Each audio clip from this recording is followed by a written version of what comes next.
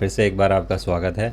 तो फैंस ने तो उम्मीदें छोड़ दी थी जब इट चैप्टर 2 आया था 2019 में। फैंस ने काफ़ी लंबा इंतज़ार किया, फिर उसके बाद धीरे धीरे जब हमें पता चला इनके क्रिएटर्स थर्ड पार्ट प्लान नहीं कर रहे हैं, तो फैंस को काफ़ी बुरा लगा, काफ़ी डिसअपॉइंटमेंट हुई।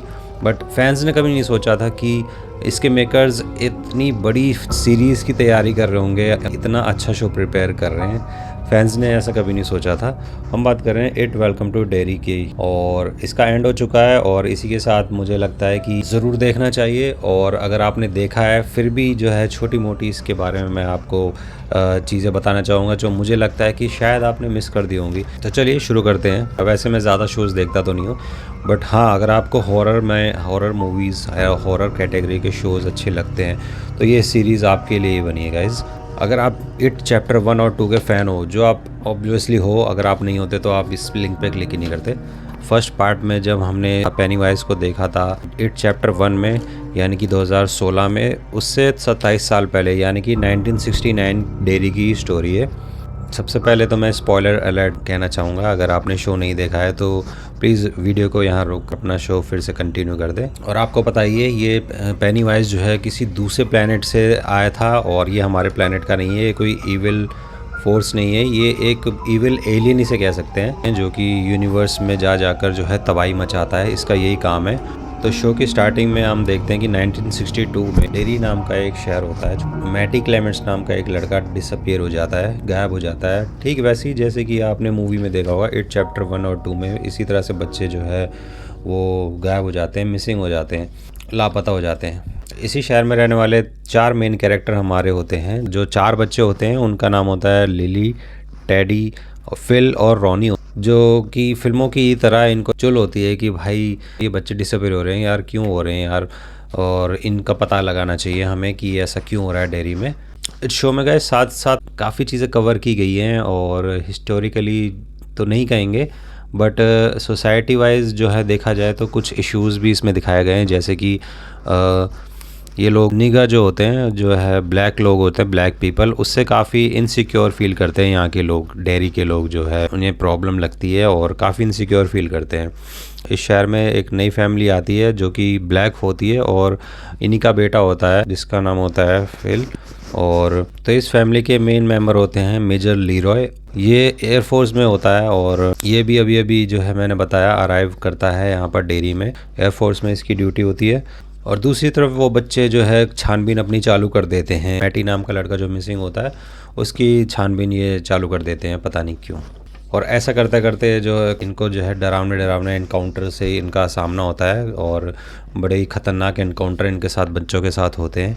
और यही चीज़ें हिंट करती हैं एक ऐसे ख़तरनाक चीज़ की तरफ जिसको हम पेनीवाइज के नाम से जानते हैं। गाइस, वैसे तो इस शो में से सारे के सारे एपिसोड बहुत ही इंटरेस्टिंग है। एक एपिसोड मुझे काफ़ी पसंद आया, वो है इसका लास्ट एपिसोड 8, जो कि अभी कुछ दिनों पहले प्रीमियर हुआ था जियो हॉटस्टार पर और HBO प्लस पर। ये एपिसोड उस कन्फ्यूज़न को बिल्कुल ख़त्म कर देता है और बहुत ही ज़्यादा आपको एक्साइट कर देगा जब आपको पता चलेगा कि इस शो से जुड़े जो भी जितनी ये चीज़ें हैं वो सारी की सारी लिंक करेंगी पेनीवाइज के फर्स्ट और सेकंड मूवी की तरफ, यानी कि इट चैप्टर 1 और इट चैप्टर 2 की तरफ इशारा करेंगी। इस शो में कई कैरेक्टर होते हैं, जैसे कि डिक हैलोरन, काफ़ी मतलब कि स्पेशल कैरेक्टर है। इट चैप्टर 1 और 2 में आपको कैरेक्टर की इतनी स्टोरी ज़्यादा इसमें उसमें देखने को नहीं मिली होगी, बट इस शो में ये ऐसा लगता है जो कैरेक्टर ड्रिवन ड्रामा है। मतलब कि कई सारे कैरेक्टर हैं और काफ़ी ड्रामेटाइज की गई है, और काफ़ी गहराई है उनकी स्टोरी में। एक्टिंग के साथ साथ कैरेक्टर डेवलपमेंट काफ़ी अच्छा किया है इन्होंने। सभी का अपना अपना एक स्पेशल रोल है, और एक एक चीज़ इसमें समझने लायक है, और सारी की सारी चीज़ें फिल्म से फ्यूचर में इन फ्यूचर मूवी से रिलेट करेंगी। मूवी में हमें ये तो दिखाया गया था गाइस कि पेनीवाइज हर 27 साल बाद वापस आता है, और वो 27 साल की स्लीप साइकिल स्टेट में चला जाता है, यानी कि वो इस पीरियड तक आराम करता है, रेस्ट करता है, और उससे पहले वो नहीं आता है। बट इस शो में सरप्राइजिंगली उसको वापस लाने का तरीका ये लोग निकाल लेते हैं। कुछ एयरफोर्स वाले कुछ ऐसा काम कर देते हैं जो उन्हें नहीं करना चाहिए था। बताया गया था कि ये पेनीवाइज जो है 27 साल बाद वापस आता है, बट ये नहीं बताया था कि ये क्यों वापस आता है, और ये इन बच्चों को क्यों मारना चाहता है, इन बच्चों के पीछे क्यों पड़ा हुआ है।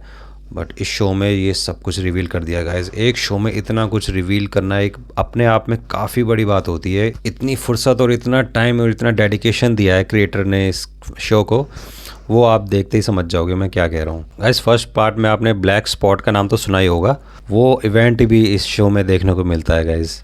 पेनीवाइज की बात करें तो हमें ये तो पता था कि ये डेरी के अंदर कैद है, इसका एग्जिस्टेंस जो है डेरी नाम के शहर के अंदर ही होता है, बाहर नहीं होता है। बट क्यों नहीं होता है ऐसा? एक ग्रुप यहाँ पर होता है, एक कबीला होता है, वो कई सौ सालों से डेरी की और इस दुनिया की भी रक्षा कर रहा है। डेरी के आसपास जो है बाउंड्रीज़ बनाकर, यानी कि पेनीवाइज को एक ख़ास पिलर की मदद से उसको ज़मीन में गाड़ के ये क्या करते हैं कि पेनीवाइज की शक्तियों को कैद कर देते हैं, पेनीवाइज को कैद कर देते हैं। इसीलिए वो उसकी शक्तियाँ लिमिटेड हो जाती हैं और वो इस शहर से बाहर नहीं जा सकता है, दुनिया को जो है नुकसान नहीं पहुंचा सकता है। इस शो में हमें पता चलता है कि ये बड़ों को भी पता था इसके बारे में, पेनीवाइज की काफ़ी ज़्यादा नॉलेज इन लोगों को थी।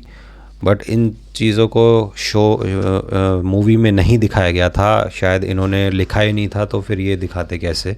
तो फिनाले की बात करते हैं गाइस। जितने भी डॉट्स थे सारे के सारे कनेक्ट कर दिए हैं। लिली, मार्ज, रॉनी और विल जो कि हमारे लीड एक्टर्स हैं, वो अब कोशिश करते हैं हैंडल रोज और डिक हैलोरन के साथ मिलकर पेनीवाइज को रोकना चाहते हैं कुछ बड़ों की मदद के साथ। और फाइनली एक मिस्टिकल डैगर की मदद से ये लोग पेनीवाइज को वापस तो भेज देते हैं स्लीप साइकिल में 27 साल के लिए।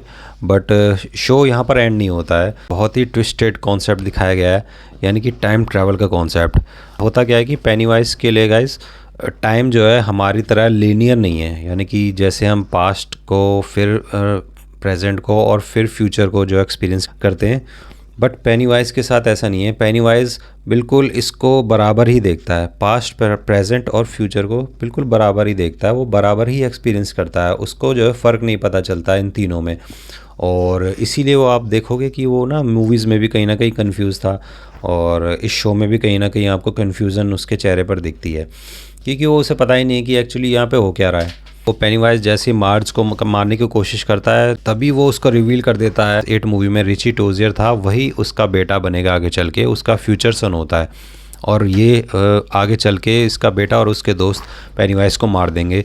इसीलिए वापस आया 1962 में टाइम ट्रैवल करके, क्योंकि इसके लिए इजी है, ये तीनों पास्ट, प्रेजेंट और फ्यूचर इसके लिए एक बराबर चीज़ है, एक माउंटेन की तरह है जिसको जो है ये क्लाइम कर देता है इजीली, एक फिजिकल डायमेंशन की तरह है। और इसी से क्लियर हो जाता है कि पेनीवाइज क्यों वापस आया है।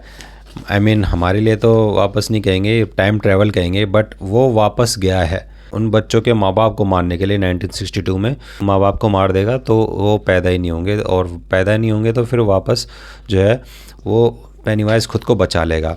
लेकिन एक और कॉन्सेप्ट है इस कहानी में, एक और ट्विस्ट है।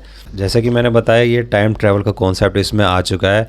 पेनीवाइज टाइम ट्रैवल करता है, पीछे जाता है वक्त में और जनरेशन बाय जनरेशन ये बच्चों को मारने की कोशिश करता है ताकि वो खुद का फ्यूचर सिक्योर कर सके, खुद को मरने से बचा सके। वो 1962 में भी अब फेल हो चुका है, यानी कि वो फिर से जाएगा 1935 में, यानी कि 27 साल पीछे जाएगा फिर से, आई थिंक 1939 में जाएगा। सीज़न 2 में ऐसा हमें देखने को मिलेगा, आई होप। तो भाई मज़ा आने वाला है गाइस। और फाइनली एक ऐसा सीन जिसने सारे के सारे फैंस को जो है हैरानी में डाल दिया, इंक्लूडिंग मी।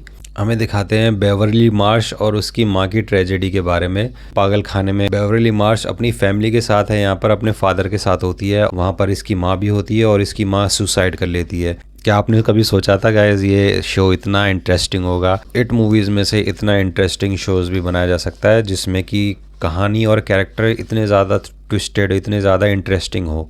इसी के साथ एंड करते हैं वीडियो। आई होप आपको ये वीडियो पसंद आया होगा। अगर आप इसी तरह और वीडियो देखना चाहते हो तो प्लीज़ गाइस लाइक कर देना और सब्सक्राइब भी कर देना प्लीज़। तब तक के लिए मिलते हैं नेक्स्ट वीडियो में। थैंक्स।